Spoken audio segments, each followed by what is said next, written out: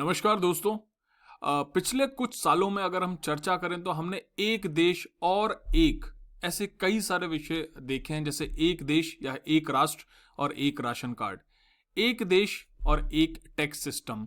एक देश और एक मोबिलिटी कार्ड। कहने का मतलब है कि जब हम एक राष्ट्र या एक पूरी यूनिट के रूप में कार्य कर रहे हैं तो क्यों इस तरह की अलग अलग भिन्नताएं जो हैं, क्यों ऐसे अलग अलग जो गतिविधियां हैं उनको किया जाए। क्योंकि जब हम इंटरकनेक्टेड हैं, जब मैं महाराष्ट्र से आसाम जा सकता हूं, जम्मू कश्मीर का व्यक्ति कर्नाटका जा सकता है, तमिलनाडु का व्यक्ति राजस्थान आ सकता है, गुजरात का व्यक्ति नागालैंड जा सकता है, इस तरीके से हम गतिविधियां कर सकते हैं। तो क्यों हम उनको राज्यों के या फिर ऐसे स्वरूप में बांधें जैसे से कि राष्ट्र में अलगाव या फिर ऐसे विचार उत्पन्न हो। अब इसी विचार को आगे रखते हुए माननीय जो प्रधानमंत्री जी हैं, उन्होंने एक राष्ट्र और एक लेजिस्लेटिव सिस्टम या एक लेजिस्लेटिव पोर्टल की बात की है। क्या है ये लेजिस्लेटिव पोर्टल, इसकी डिमांड क्यों है और आने वाले समय में आजादी के अमृत महोत्सव जिसको हम वर्तमान समय में मना रहे हैं उसका इससे क्या संबंध है, भारत की एकता और अखंडता में ये किस रूप में सहायक होगा, इन सभी बातों की चर्चा करेंगे। नाम है मेरा ऋषि सुधांशु पांडे, प्राउड इंडियन, और बाकी सब बातें केवल इसके लिए कि आपके अगर कोई भी प्रश्न है, आपकी कोई भी डाउट्स हैं, चाहे वो यूपीएससी से रिलेटेड हों, चाहे एसएससी से रिलेटेड हों, या स्टेट पीसीएस से रिलेटेड हों, या फिर आपके व्यक्तिगत जीवन की कुछ कठिनाइयां हैं, तो उन पे आपसे बातचीत करने के लिए मेरे द्वार स्वतंत्र हमेशा खुले हैं, हमेशा स्वतंत्र हैं, उन पे आप आके बात कर सकते हैं। चलिए चलते हैं टॉपिक पे। द हिंदू की अभी 1.5 घंटे पहले की न्यूज है कि PM Modi calls for one nation one legislative platform. ये देखो अभी 17 तारीख की 12:27 या 12:44 की अपडेटेड न्यूज है। एबीपी लाइव की भी न्यूज है। ऐसे अलग अलग जो न्यूज़पेपर्स हैं उन्होंने कहा है कि भैया ये अपील जो है पीएम मोदी साहब ने की, कहाँ की है, कब की, अभी बताता हूं मैं आपको। मिंट ने भी इस न्यूज को कवर किया है। अब बात है कहा क्या प्रधानमंत्री जी ने, उन्होंने कहा कि ड्यूटी ड्यूटी ड्यूटी, हमेशा हमें अपने कर्तव्य के दृष्टिकोण से कार्य करना चाहिए और अगले 25 साल, नेक्स्ट 25 ईयर्स जो है उसमें जितने भी इलेक्टेड रिप्रेजेंटेटिव्स हैं, यानी कि जो राज्य की विधानसभाएं हैं या जो संसद में सांसद बन के आते हैं वो कहलाते हैं elected representative. Majority of them, कुछ लोगों का मनोनयन भी किया जाता है। इन कुतर्कों पे नहीं जाना चाहता, अभी इन जनरल बात चल रही है कि भाई जो संसद में या विधानसभाओं में लोग चयन होके जाते हैं उनसे इन्होंने अपील की है कि हम एक one nation one legislative platform की बात करें। कहने का क्या मतलब है, प्लेटफॉर्म क्या होगा? ये एक डिजिटल प्लेटफॉर्म होगा जहां पे संसद यानी राज्यसभा और लोकसभा, अलग अलग राज्यों की विधानसभाएं, चाहे वो यूनियन टेरिटरीज हैं, उनकी भी जो विधानसभाएं हैं कनेक्टेड होंगी। उस कनेक्शन के साथ साथ वहां की जो लाइब्रेरीज हैं, आपको अगर शायद पता नहीं हो तो मैं बता दूं कि हर विधानसभा में एक लाइब्रेरी होती है जो वहां का पूरा एजुकेशन की बुक्स हैं या फिर और भी जितने भी लॉज हैं वो सब वहां उपलब्ध होते हैं। तो ये जो लेजिस्लेटिव प्लेटफॉर्म है या जो पोर्टल है, वहां ये लाइब्रेरीज भी कनेक्टेड होंगी। इसके साथ साथ इंटरकनेक्टिविटी किसकी, विधानसभा या जो विधायक होते हैं उनके और सांसदों के मध्य विचार के लिए, साथ ही साथ जो विधानसभा अध्यक्ष हैं, जो लेजिस्लेटिव असेंबली के अध्यक्ष होते हैं, चेयरमैन होते हैं वो, और जो लोकसभा अध्यक्ष हैं और विधानसभा के उपसभापति हैं, उन लोगों की लीडरशिप में इस तरीके का जो सम्मेलन है वो किया जाएगा। ये सब बातें उन्होंने कहा कि वर्चुअली एड्रेस करते हुए किसको, 82nd all India presiding officers. एक टर्म होती है प्रिसाइडिंग ऑफिसर, हर इसे कहीं विधानसभा या फिर कहिए संसद में जो पीठासीन अधिकारी, एक टर्म है हिंदी में, जो प्रिसाइडिंग ऑफिसर का मतलब पीठासीन अधिकारी,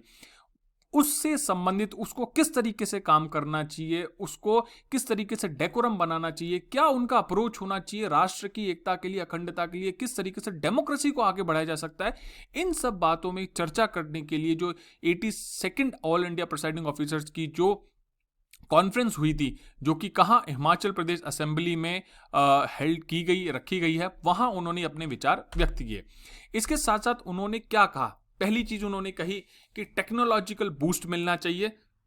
और जितनी भी डेमोक्रेटिक यूनिट्स हैं, डेमोक्रेटिक यूनिट क्या, सीधी सी बात है, जहां पे आपके विधायन होता है, विधायन का मतलब जहां लॉ का निर्माण होता है, वो आपस में टेक्नोलॉजिकल उन्हें बूस्ट मिले और उनमें जुड़ाव हो। दूसरा, फर्स्ट टाइम इलेक्टेड जो रिप्रेजेंटेटिव्स हैं उन्हें पता होना चाहिए, उनकी ट्रेनिंग होनी चाहिए कि आपको हाउस में किस प्रकार बिहेव करना है, क्योंकि कई बार अनुचित परंपराएं या फिर अनुचित गतिविधियां भी हो जाती हैं जिससे कि उन लोगों को ऐसा लगता है कि अच्छा ये सही है, बट वो सही नहीं होता है। तो इसके लिए हर किसी को, जैसे आपको भी किसी कंपनी में ज्वाइन करेंगे तो इंडक्शन ट्रेनिंग दी जाती है, तो ये उसी इंडक्शन ट्रेनिंग का एक उदाहरण है। इसके साथ साथ उन्होंने ये भी कहा कि youth, women and members representing aspirational district एक स्कीम थी जो 2017-18 में शुरू की गई, जिसमें कि 100 से अधिक जो जिले थे उनको ढूंढा गया जहां के सोशल इंडिकेटर्स थे काफ़ी ज़्यादा कम थे, और अलग अलग डिपार्टमेंट्स और अलग अलग मिनिस्ट्रीज थी, जैसे कि नीति आयोग के अंतर्गत लगभग 30 से ज़्यादा जो जिले थे उनको रखा गया। तो ऐसे अलग अलग डिपार्टमेंट्स के अलग अलग मिनिस्ट्रीज ने अलग अलग नंबर ऑफ जो डिस्ट्रिक्ट्स हैं उनको रखा। तो उन्होंने कहा कि उन लोगों के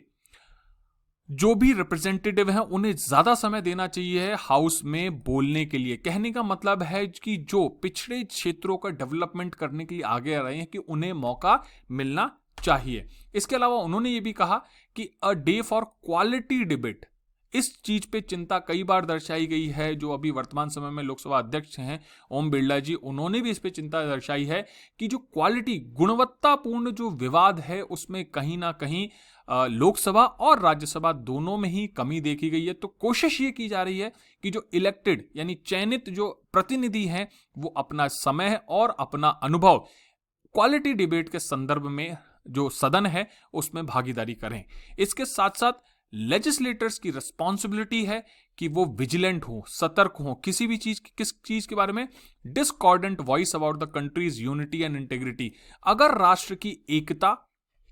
और अखंडता पे किसी विचार से हानि होती है तो सभी जो जनप्रतिनिधि हैं उन्हें अवेयर होना चाहिए, सतर्क रहना चाहिए और ऐसी हर गतिविधि पे पूरी तरीके से रोक लगाने के प्रयास करना चाहिए। इसके साथ साथ प्रधानमंत्री जी ने यह भी कहा कि for India democracy is not just a system, democracy is India's nature and it's natural tendency. तो एक तरीके से इन्होंने ये भी स्पष्ट कर दिया कि डेमोक्रेसी, जो लोग कह रहे थे कि भारत में डेमोक्रेसी कम हो रही है, खत्म हो रही है, तो उनको भी एक स्पष्ट जवाब दिया कि भैया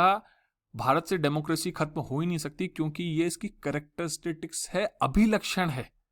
एसेंस है। भारत का जो एसेंस है अगर उससे निकाल दोगे तो भारत बचेगा ही नहीं। तो आप जो बात कह रहे हो अपने आप में कंट्रेरी है कि भारत में अब डेमोक्रेसी समाप्त हो रही। तो आप, अगर आपको ऐसा लगता है तो आपको कहना चाहिए भारत समाप्त हो रहा है, क्योंकि भारत का जो अस्तित्व है वो एक पूर्ण रूप से प्राकृतिक रूप से स्थापित लोकतंत्र के रूप में ही निर्मित हुआ है। आज ही सुबह मैंने एक वीडियो बनाया था फ्रांस से संबंधित, जो डेमोक्रेसी की जो वैल्यूज थी जहां से हुई डेवलप, वो उदाहरण भी हमें दिखाता है कि जो लोग हमारे ऊपर प्रश्न करते हैं, ठीक है, प्रश्न करना अच्छी बात है, कमियां निकालना अच्छी बात है, और हम प्रयास कर रहे हैं कि उन कमियों को सुधारें, लेकिन उसमें समर्थन और ऊर्जा और जोश की आवश्यकता है, होश के साथ। नेक्स्ट, इसके आगे अगर बात करते हैं, उन्होंने मोदी जी ने भी ये भी कहा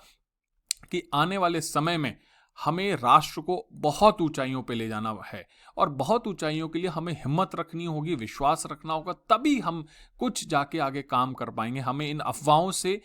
अनुचित गतिविधियों से, राष्ट्र की एकता अखंडता को कमजोर करने वाले जितने भी विचार हैं उनसे बच के रहना पड़ेगा। उन्हें दबाने की जरूरत नहीं है, क्योंकि जेएस मिल का तो कहना भी है कि जो गलत से गलत भी विचार कहे उसको केवल आप सही विचार प्रस्तुत कर दो, एक समय ऐसा आएगा कि उसका गलत विचार जो है समाप्त अपने आप हो जाएगा। तो इसलिए विचारों को अभिव्यक्त करने की पूरी आजादी होनी चाहिए, और क्योंकि ये लोकतंत्र की एक मूल स्वरूप है, और भारत का जो फेडरल सिस्टम है वही हमारे राज्यों का एक मेजर फाउंडेशन है, जिससे कि हम में यूनिटी इन डाइवर्सिटी भी स्थापित होती है। तो ये एक बहुत ही बेहतर विचार है। मुझे कमेंट बॉक्स में बताइएगा कि आपको क्या लगता है, क्या ये इससे स्टेट्स नाराज हो सकते हैं, क्या ये कदम अच्छा है, क्या ऐसे लेजिस्लेटर्स को आपस में मिलाना चाहिए, जुड़ना चाहिए, क्या ये फेडरल सिस्टम पे कोई अटैक है? इस सब सवालों के जवाब अगर आप देना चाहें तो प्लीज कमेंट बॉक्स में बताइए। इसी के साथ दोस्तों, जय हिंद, जय भारत।